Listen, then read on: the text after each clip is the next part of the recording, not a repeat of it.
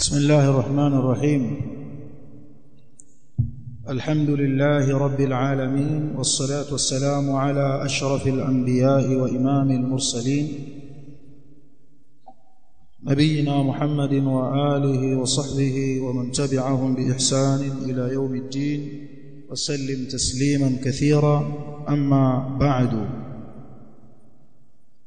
بعدكم حميدي الله سبحانه وتعالى nakumsalia na kumsalimu mtume wetu Muhammadin sallallahu alayhi wa alihi wa sahbihi wasallam. Tunaendelea na darasa yetu ya tafsiri ya Qur'ani tukufu. Tulimaliza tafsiri ya surat Al-Falaq, na leo biidhnillahi Al-Wadud tutaanza tafsiri katika surat Al-Ikhlas. Suratu Al-Ikhlas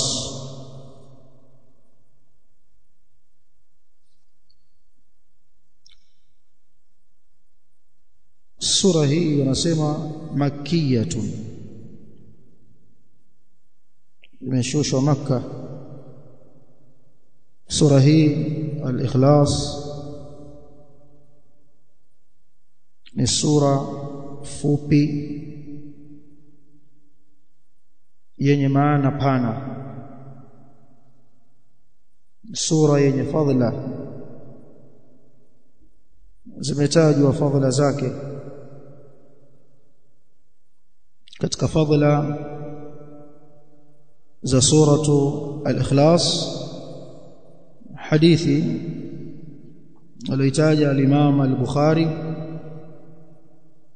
kutoka kwa Qatada mtoto wa An-Nu'man, ya kwamba kuna bwana mmoja alisimama zama za Mtume sallallahu alayhi wasallama akisoma katika nyakati za theluthi ya mwisho ya usiku. Huitwa wakati huo as-sahar, as-sahar, wakati wa kula daku. Akawa anasoma huyo bwana wakati huo sura hii, qul huwallahu ahad. Amesimama anaswali kwenye qiyamu chake baada al-Fatiha, qul huwallahu ahad. Akisoma al-Fatiha, qul huwallahu ahad. Sura yake ni hiyo tu katika qiyamu chake kwenye nyakati hizo. Walipopambaukiwa na asubuhi masahaba, bwana mmoja alimwendea Mtume sallallahu alaihi wasallam akamsimulia hilo, kwamba kuna mwenzetu mmoja kwenye qiyamul layli akishasoma al-Fatiha hana sura nyingine aisomayo zaidi ya kwamba anasoma qul huwallahu ahad, kana kwamba anaidogosha, kama ilivyokuja kwenye riwaya, kaanna ar-rajula yataqalluha, kana kwamba yule bwana anaidogosha sura hii tu, ndio wote anasoma qul huwallahu ahad. Akasema Mtume sallallahu alaihi wasallam, walladhi nafsi biyadihi, na apa kwa yule ambaye nafsi yangu ipo mikononi mwake, innaha la ta'dilu thuluth al-Qur'an. Sura hiyo kana kwamba anamwambia hiyo unayoiona ndogo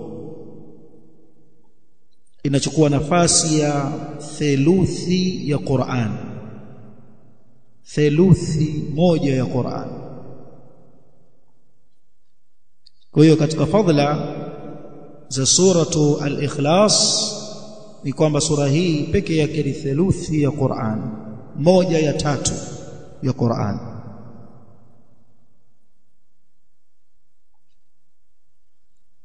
Na katika hadith ya Abu Sa'id Al-Khudri aliyopokea al-Imam Al-Bukhari, alisikika Mtume sallallahu alayhi wasallam akisema ayajizu ahadukum, ashindwaje mmoja wenu, an yaqra thuluth alqur'ani fi laylatin, ashindwaje mmoja wenu kusoma theluthi ya Qur'ani katika usiku mmoja. Hilo kwao likawa tabu, wakamuuliza kwa nini, nani anayeweza hilo ya Rasulullah? Likawa ni tatizo hilo kwao kwamba tusome theluthi ya Qur'ani, yani 1/3 ya Qur'ani, yani chukua Qur'ani uigawe sehemu 3. Nani ataweza hivyo ya Rasulullah? Tukisema Qur'ani ni juzuu 30, theluthi yake ni juzuu ngapi? Naam, juzuu 10. Hapa juzuu moja watu wengine wakimbia. Hamjaona nini? Kwamba watu washasimama, kuna mwingine yifanya amezubazuba kwanza kidogo. Watu wakishapiga takbira, huyo akajichomoa kidogo kwa nyuma ya ukuta, akaigamia kwanza ahema. Mshaona watu hao? Juzuu moja tu watu wanahangaika. Zikio kwa 2, zikio kwa juzuu 3. Vipi zingekuwa 4? Wasemaje zingelikuwa 5? Ni ipi kauli yako zingelikuwa 6? Lingekuwaje neno lako zingelikuwa 7? Kwa hiyo hilo likawa ni gumu kwa masahaba, wakamhoji Mtume, ayuna yutiqu dhalika ya Rasulullah, ni nani miongoni mwetu aliwezae hilo ewe Mtume wa Allah? Mtume akajua wanaelekea wapi hawa kuuliza swali hili. Faqala, akasema Mtume sallallahu alayhi wasallam, Allahu alwahid as-samad thuluthul Qur'an. Yani kana kwamba anamwambia ile sura qul huwallahu ahad Allahu as-samad, hii ndiyo theluthi ya Qur'an. Dhahiri طيب. Katika fadhila zake imekuja hadith kwenye sahih al-Bukhari kutoka kwa mama Aisha radhiyallahu ta'ala anha kwamba Mtume sallallahu alayhi wasallam kana idha awa ila firashihi kulla layla, anapoelekea kunako godoro lake kila usiku wakati wa kulala, jamaa kaffaihi, hujumuisha viganja vyake viwili, thumma nafatha fihima, kisha hupuliza katika viganja vyake viwili hivyo, anapuliza mpulizo wenye mithili ya vichechecheche vya mate kwa mbali. Faqara fihima, kisha husoma kwenye hivyo viganja vyake viwili, qul huwallahu ahad wa qul a'udhu birabbil falaq wa qul a'udhu birabbin nas. Anasoma sura hizi 3. Thumma yamsahu bihima, kisha hupangusa kwa viganja vyake viwili hivyo alivyovisomea sura 3 hizi, mastata'a min jasadihi, sehemu atakayoweza kufika au kufika vile viganja vyake kwenye mwili wake. Yabda'u bihima ala ra'sihi wa wajhihi, huanza kwanza kupangusa kichwani kisha usoni, wama aqbala min jasadihi, na sehemu ya mbele ya mwili wake. Manake akashuka navyo viganja vyake viwili, akijipangusa kuanzia kwenye uso, akaja nayo labda kwenye shingo, kwenye kifua, tumbo, miguu. Ma aqbala min jasadi, yaf'alu dhalika 3 marrat, hufanya hivyo mara 3. Katika fadhila za sura al-Ikhlas ni miongoni mwa sura zinazosomwa katika adhkari au hali ya mtu kulala usiku. Kadhalika imekuja hadith kutoka kwa Bukhari, hadithi ya Aisha radhiallahu ta'ala anha kwamba Mtume sallallahu alaihi wasallam ba'atha rajulan ala sariya, alimtuma bwana mmoja katika kikosi kidogo cha jeshi. huyo bwana ambaye alimpa uamiri na uongozi wa safari alikuwa anaposwali kuwaswalisha wenzake akisoma sura yoyote basi mwishoni huhitimisha kwa kusoma qul huwallahu ahad. Mfano rakaa ya kwanza akisoma al-Fatiha kisha akasoma mathalan watini, mwishoni huhitimisha kwa qul huwallahu ahad. Kadhalika rakaa ya pili. Wakamuuliza wenzake, li ayi shay'in yasna'u dhalika, kwa jambo gani anafanya hivyo? Yani kwa nini unaijalia sura hii kuwa ni khitma ya sura uliyoisoma? Yani kila sura utakayoisoma unaihitimishia na sura hii qul huwallahu, kwa nini wafanya hivyo? Faqal, akasema kuwajibu wenzake, li'annaha sifatur rahman, kwa sababu hii sura hutaja sifa za Allah, wa ana uhibbu an aqra biha, na mimi napenda niisome kwa sababu hiyo. Mtume akasema sallallahu alaihi wasallam baada ya kupewa hii habari, akhbiruhu, mpasheni habari huyo bwana afanye hivyo, anna Allaha yuhibbuhu, kwamba Allah na yeye anampenda. Kapata mahaba ya Allah subhanahu wa ta'ala, na hii ndiyo kubwa katika yale yanayotafutwa, Allah akupende. Wanasema ahlul ilm, shani si wewe kumpenda Allah, la, unaweza kumpenda kwa batili. Shani si wewe kumpenda mtume, unaweza kumpenda kwa batili. Kama vile watu wa bid'a, watu wa maulid si wanaimba tumpenda mtume wetu Muhammadi, sio hivyo? Lakini je, yeye kwa yale ambao anayafanya yeye awapenda? Hapana, mtume hapendi watu wa bid'a. Kwa hiyo shani si kumpenda Allah, shani ni wewe kupendwa na Allah, na mtume anathibitisha kwamba huyu anapendwa na Allah subhanahu wa ta'ala.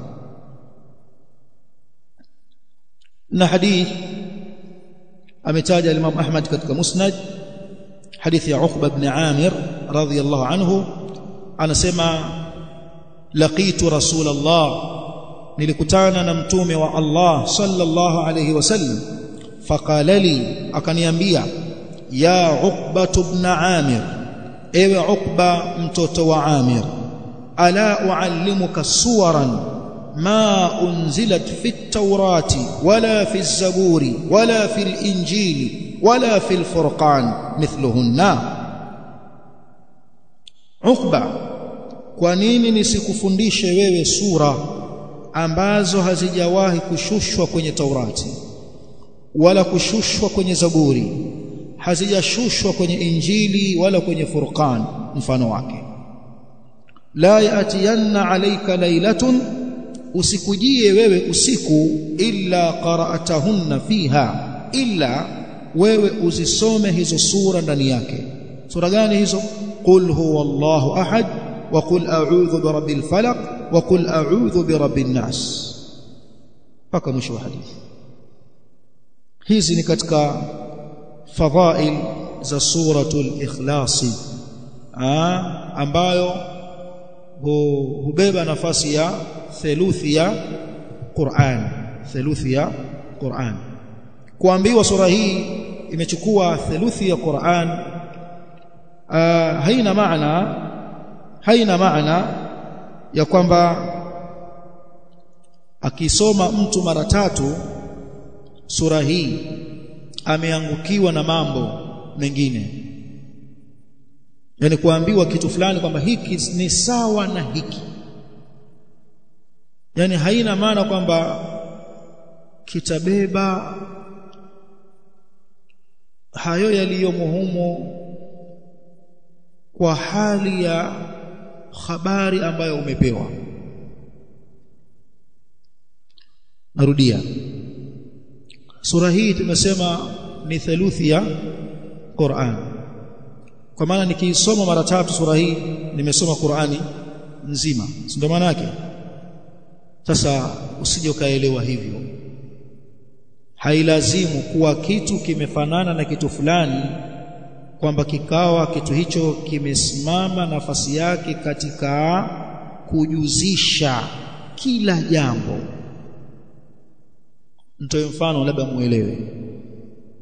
Mtume sallallahu alaihi wasallam katika hadithi aliyotaja al-Imam Tirmidhi na akaisahihisha al-Imam al-Albani rahimahullahu ta'ala, anasema man qala 10 marratin la ilaha illa Allah wahdahu la sharika lahu lahul mulku wa lahul hamdu yuhyi wa yumitu wa huwa ala kulli shay'in qadir, atakayesema maneno haya mara 10 ni sawa na aliyeacha huru 4 riqabin min waladi Ismail, ni sawa na aliyewaacha huru watumwa 4 katika watoto wa Ismail nabii. Malipo yako yakoje kumwacha huru mtoto wa nabii Ismail? Kwa hiyo wewe kusema haya maneno tu mara 10, kwenye riwaya nyingine mara 1, riwaya nyingine mara 10, la ilaha. Kwa maana tunasema sisi asubuhi mara ngapi? Mara 10, na magharib tunasoma mara 10 baada salati al-maghrib. Ni sawa na aliacha watumwa 4 katika watoto wa Ismail. Sawa? Watumwa wangapi? 4. Kuna baadhi ya makosa sisi tukosea, alafu kafara yake ni kumwacha mtumwa huru. Kweli si kweli? Mfano kosa gani?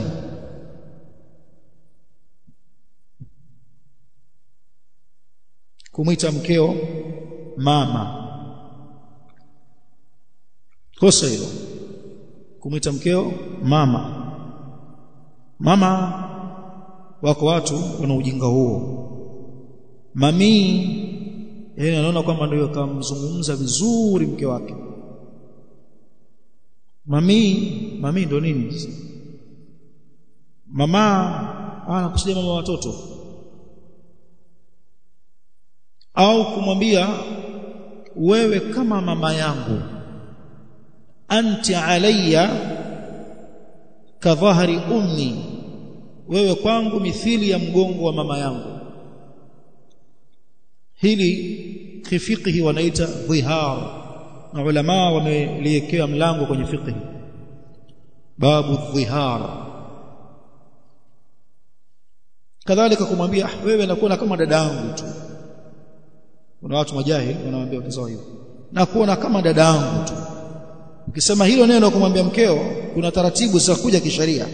Yaani usijione kwamba wewe ni mwamba ushasema basi limekwisha. Sharia inakuandama. Allah anasema katika sura al-Mujadila aya ya 3, kabla ya 3 aya ya 2, alladhina yudhahiruna minkum min nisaihim ma hunna ummahatuhum, wale wanaowafanyia dhihari miongoni mwenu, kuwafanyia wake zao dhihari, wakawaambia wewe kama vile mamangu, nakuona kama mama tu. Na shauku na wewe, mimi tena sina shauku na wewe, nakuona kama mamangu tu. Allah anasema sio mama zao hao, si kweli kama ni mama zao. In ummahatuhum illa allai waladnahum, hawakuwa mama zao ila ni wale waliowazaa. Huyu kakuzaa. Wa innahum la yaquluna munkaran min alqawli wa zura, na wao wanasema kauli mbaya kabisa, kauli ya uongo kabisa, sio ya sawa sawa. Wa inna Allaha la'afuwun ghafur, kisha Allah akawatangazia toba. La'afuwun ni msamehevu, ghafur mwenye kuwaghufiria, kuwastiria madhambi yao na kuyafuta. Walladhina yudhahiruna min nisa'i, na wale wanaowafanyia dhihari wake zao, thumma yauduna lima qalu, kisha wakayarudia yale walioyasema, fatahariru raqabatin, kwa maana akawa anamtaka sasa mkewe. Allah anasema sio halali kwake kwa kipindi hicho. Fatahariru raqabatin, mpaka aache mtumwa huru. Kama unaye mtu mmoja huru, kama huna kamnunue.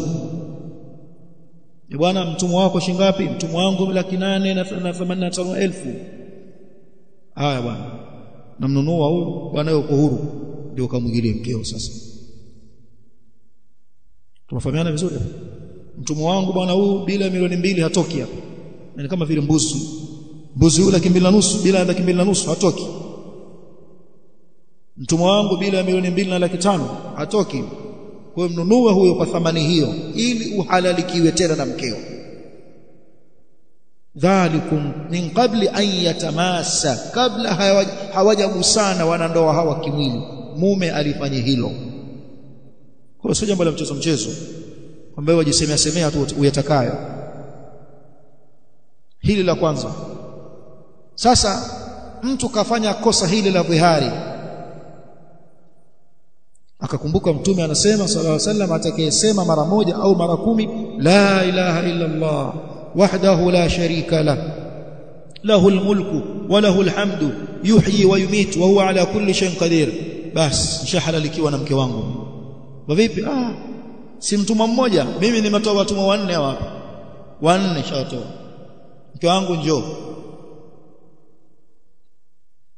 la hapana kadhalika aliyemwingilia mkewe mchana wa mwezi wa Ramadhani kuna rakaba kule si ndio atakiwa aache mtumwa huru kadhalika aliyeapa akataka kufanya kafara ya kiapo amekula kiapo fulani hivi akaona kile kiapo akibatilisha katusajia Allah kwenye Qur'an katika suratul Maida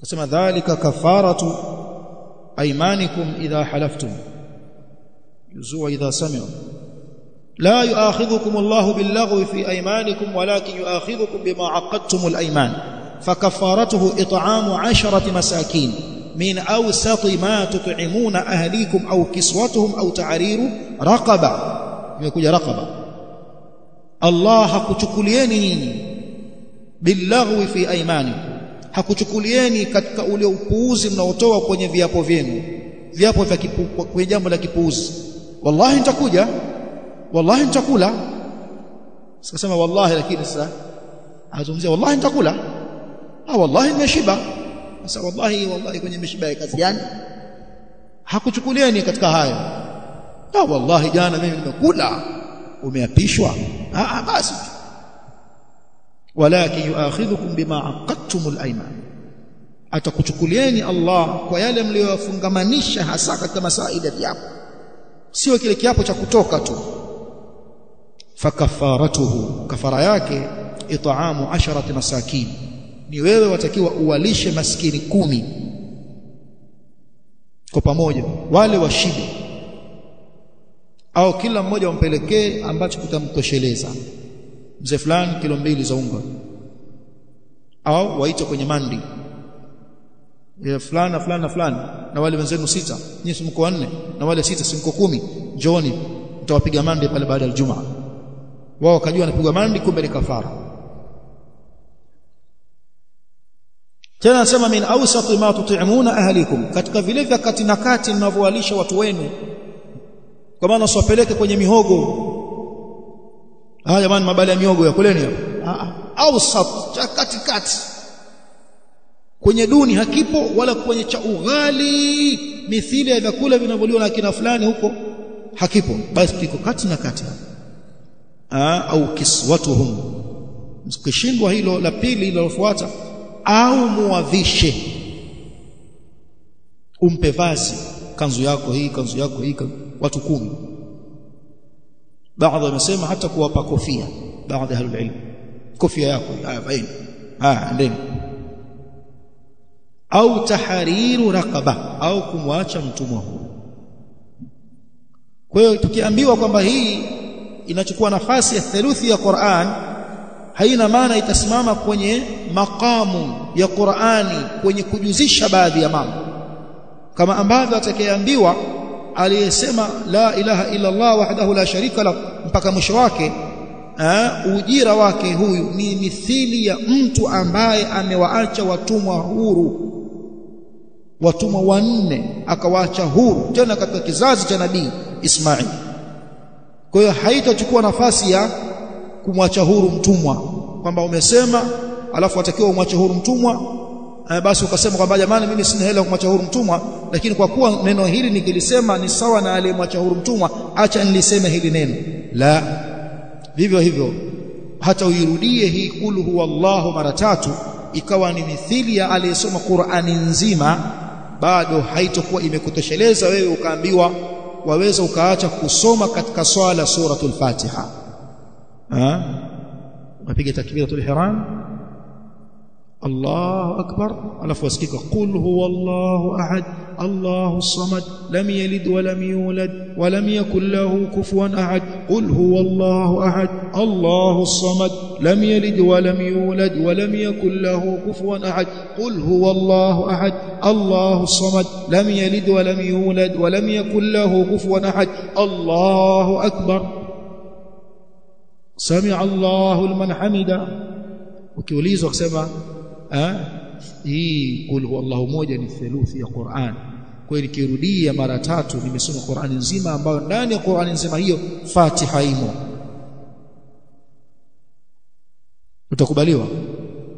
Utakubaliwa? Ukubaliwa. Sababu ya kushushwa hii sura,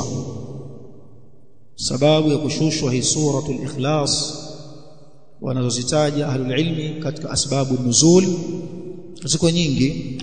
Miongoni mwazo ametaja Ibn Abi Hatim rahimahullahu ta'ala, pamoja na Ibn Adi katika Al-Kamil, na al-Imam al-Baihaqi katika al-Asma was-Sifat, kutoka kwa Abdullah ibn Abbas radiyallahu ta'ala anhuma anna al-yahuda ja'at ila an-nabiy sallallahu alayhi wasallam, kwamba mayahudi walimjia mtume sallallahu alayhi wasallam, minhum Ka'b ibn al-Ashraf, miongoni mwao hao mayahudi waliomjia mtume sallallahu alayhi wasallam alikuwepo Ka'b ibn al-Ashraf, ambaye ana habari zake. Huyu alikuwa anamuudhi sana mtume Muhammad sallallahu alaihi wasallam, mpaka mtume akatangaza kifo chake. Nani aniulii Ka'b mimi ni starehe? Akauawa Ka'b ibn al-Ashraf na mtoto wa dada yake, anaitwa Muhammad ibn Maslama. Miongoni mwao hawa mayahudi waliomjia mtume sallallahu alaihi wasallam ni Ka'b ibn al-Ashraf na Huyay ibn Akhtab, kwa yeye mbili Huyay. Faqalu, wakasema kumwambia mtume sallallahu alaihi wasallam, ya Muhammadu, ewe Muhammad. Walikuwa wakimwita, wakimkata jina, wanamwita jina kwa kumkata, hawamwiti kwa adabu.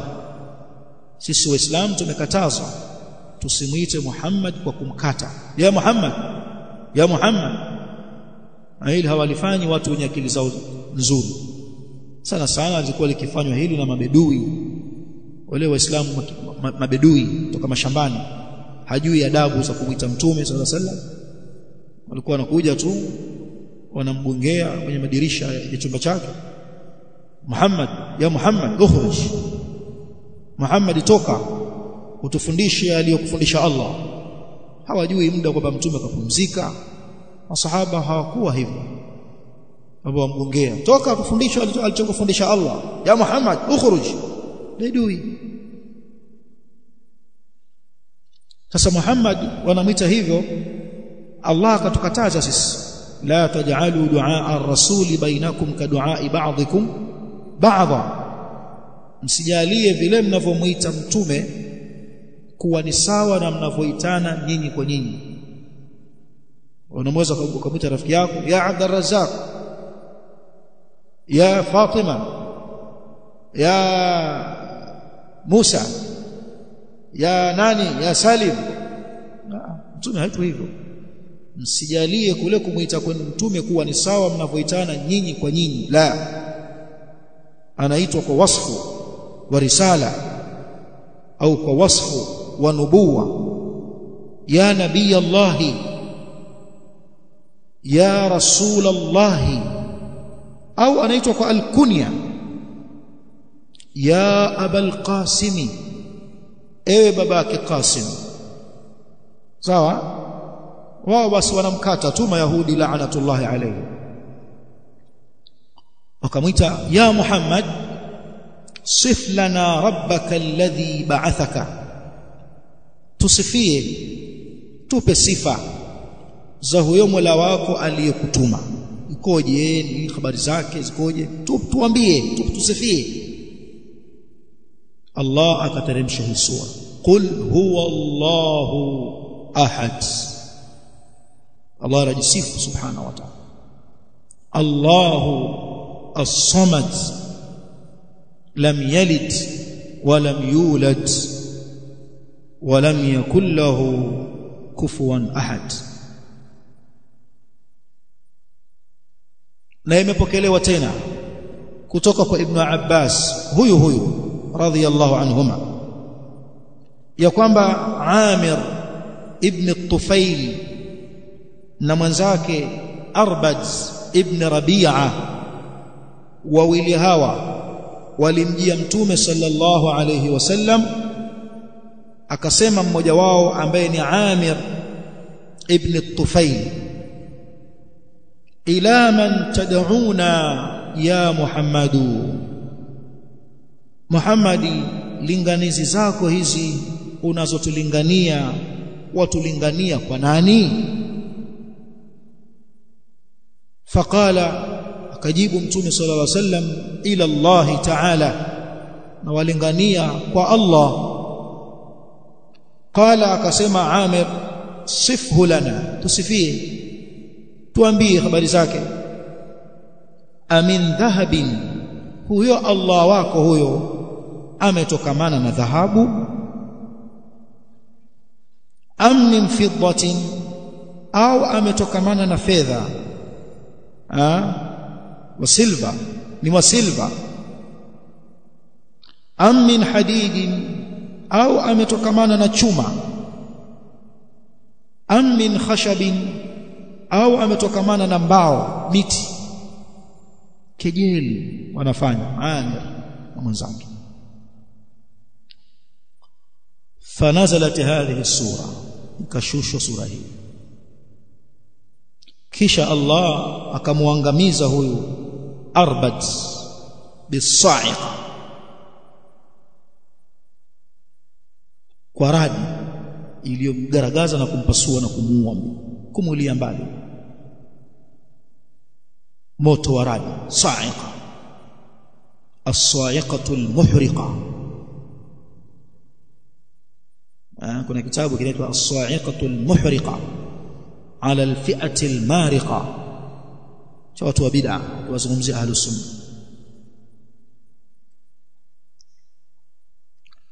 Arbad aliangamizwa hivyo na kejeli zao, na Amir ibn Tufaili Allah alimpa maradhi ya ta'un, kolera, wakafa na kipindupindu,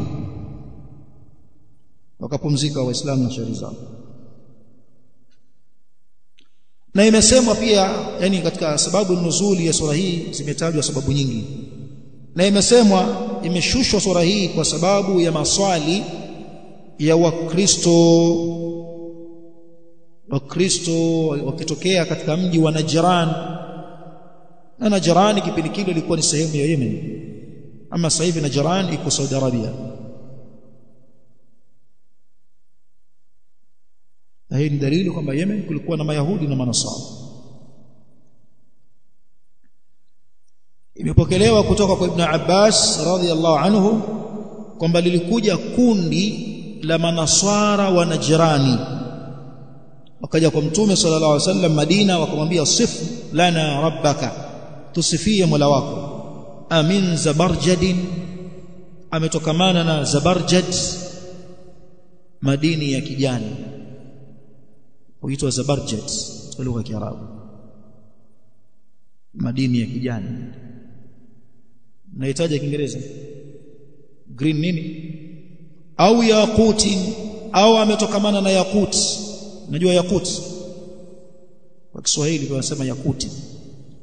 Yakuti ni madini ya mekundu, yani rubi ndio yakuti katika lugha ya Kiarabu, na kwa Kiswahili huita yakuti, rubi.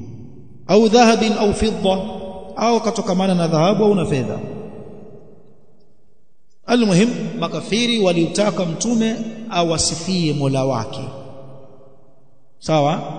Ndipo Allah alipoishusha hii suratu al-Ikhlas.